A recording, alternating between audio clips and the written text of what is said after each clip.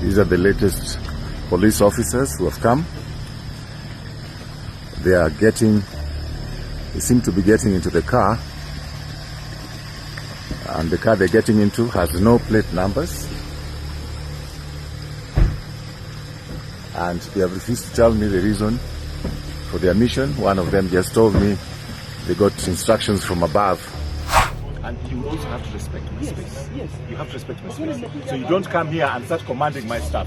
I'm not going to leave this place. They have to kill me fast. Because they have no court order. It is not lawful for them to come to my premises at this time and force me out.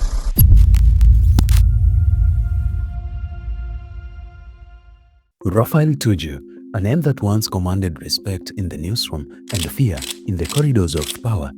Today, the Emmy-award-winning journalist isn't reading the news. He is the news. And the headline is foreclosure.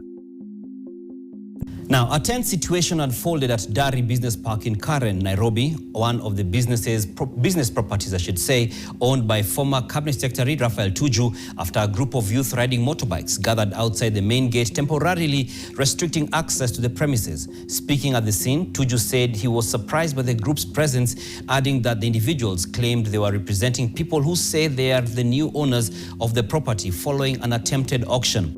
Let's go back. Long before the 4.5 billion shillings debt, Tuju was the golden boy. After winning an international Emmy and conquering the media world, he turned to the ballot. In the year 2002, he did the unthinkable.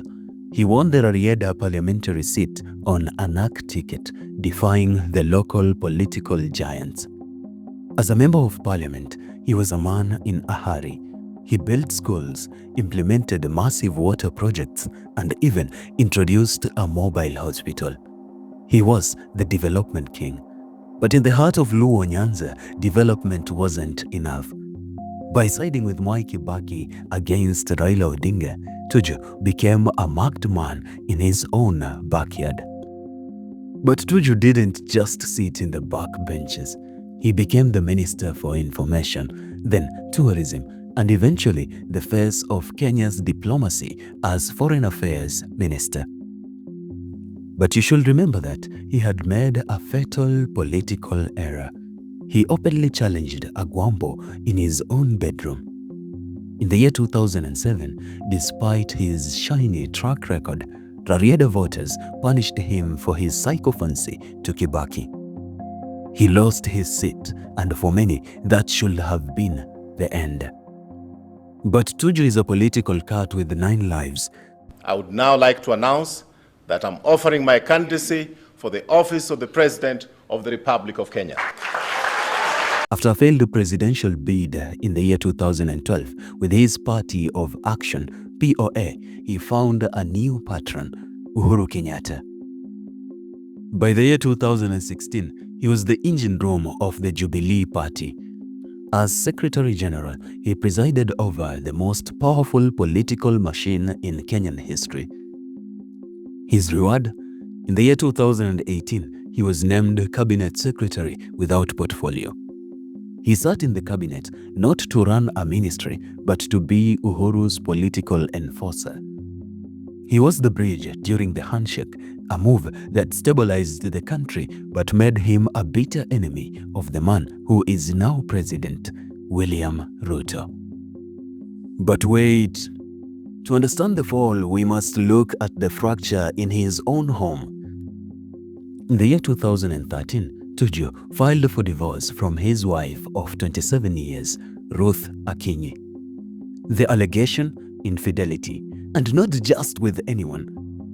Enter Tony Ogunda, a former GSU officer who had once served as Tuju's own bodyguard.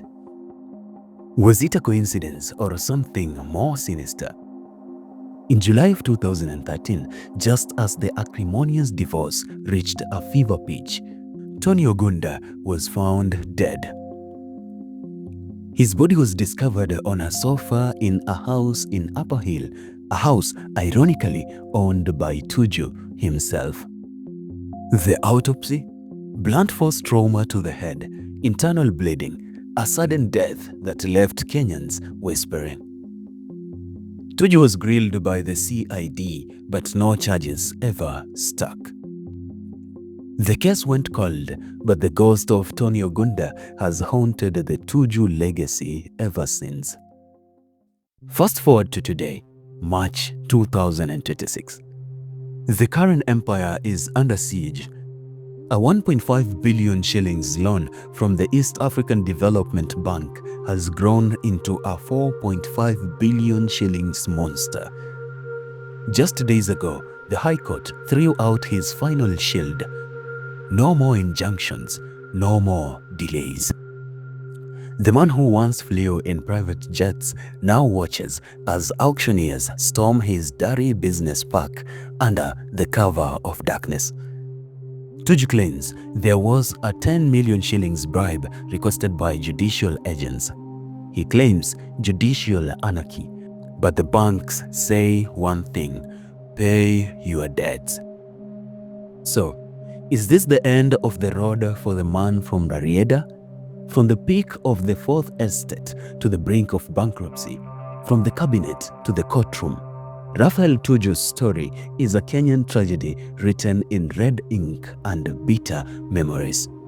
They say the bigger they are, the harder they fall. But in Kenya, sometimes you don't just fall, you get pushed.